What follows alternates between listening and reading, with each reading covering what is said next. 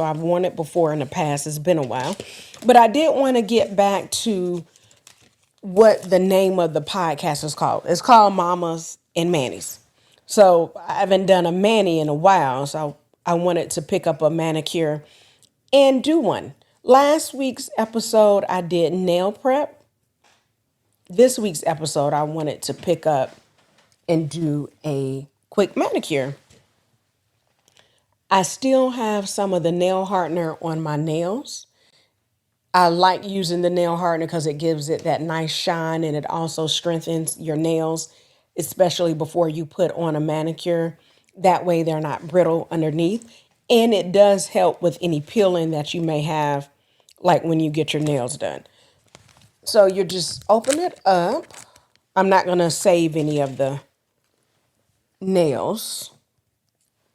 So you'll just open it up, take out the strips.